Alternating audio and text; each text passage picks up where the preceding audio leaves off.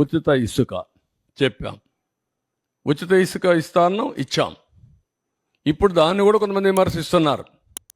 అంటే ఎట్లా మాట్లాడుతున్నారంటే ఉచిత ఇసుక అంటే మేము ఇసుక ఇంట్లో ఇస్తామని చెప్పామని మాట్లాడతారు.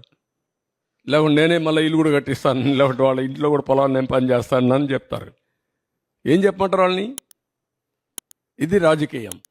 ఆ రాజకీయాలు ఉన్నప్పుడు వాళ్ళకి వాళ్ళు చెప్పేది తప్పని చెప్పాలి.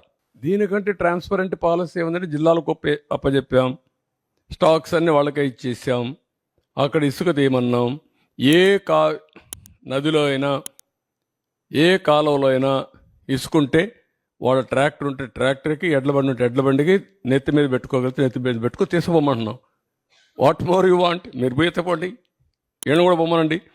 వాళ్ళ ఊరికి పోయి ఒక ఎద్దుల బండి కట్టుకొని తీసుకుపోమని ఇంటికి. ఎవడొద్దన్నాడు? ఎవరు అడ్డపడతారు? అలాంటి బుద్ధి జ్ఞానం లేకుండా చేసే వాళ్ళని ఏమనాలి? వాళ్ళని మనుషులు అనాలి? ఉంటే వింత పశువులు కూడా ఉండవు మారిగా ఉంటాయి. ఇవన్నీ ఉంటాయి ఛాలెంజెస్. చెప్పిన మాట నిలబెట్టుకోవాలి కాబట్టి ఫ్రీ ఇసుక ఇచ్చాం. అందరూ ప్రజలు హ్యాపీగా ఉన్నారు. వైఎస్ఆర్ కాంగ్రెస్లో కొంతమంది మాత్రం కడుపు నొప్పి వచ్చేసింది. అది చూసిన తర్వాత ఉంటాయి సమస్యలు ఉంటాయి. Will do it. దాన్ని ఇంకా మాస్టరైజ్ చేయాలి. ఎక్కడ ఎవ్వరు కూడా మిస్యూజ్ చేయకుండా దాన్ని ప్రాపర్గా ప్రజలకు అందే విధంగా చేయాల్సిన అవసరం ఉంది. Will do it. రాజకీయ ముసుగులో కరుడుగట్టిన నేరస్తులు వచ్చి రాష్ట్రాన్ని లూటీ చేసి, ఆ లూటీ చేసిన డబ్బులతో ఎక్కడికక్కడ బ్రైవింగ్ ఇచ్చేసి వ్యవస్థలకే ఒక ఛాలెంజ్గా తయారైపోయారు.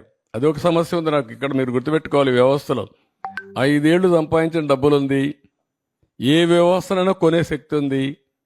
ఆ వ్యవస్థను కొనే పరిస్థితికి వస్తారు. అందుకే మార్నింగ్ కూడా బ్యాంకర్స్ అని చెప్పాను, 200-500 రూపాయలు రద్దు చేయండి, క్యాష్లెస్ విలేజెస్ ఉండేట్టుగా ఎక్కడ చూసినా డిజిటల్ కరెన్సీ ప్రమోట్ చేయండి మీరు అని చెప్పాం. అవన్నీ ఏంటి మనం చెప్పేట్టు లాంగ్ టర్మ్లో ఒక వాల్యూ బేస్డ్ ఇవన్నీ. కానీ ఇప్పుడు ఎట్లా ఫేస్ చేయాలి? ఇవన్నీ ఉంటాయి.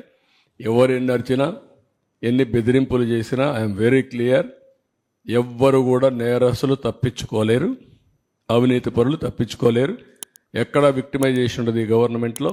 ఈ గవర్నమెంట్లో ఒకటే ఉంటుంది, ఫర్మ్గా ఉంటుంది గవర్నమెంట్. ఎవ్వరికి భయపడదు, సిస్టమేటిక్గా ఉంటాం.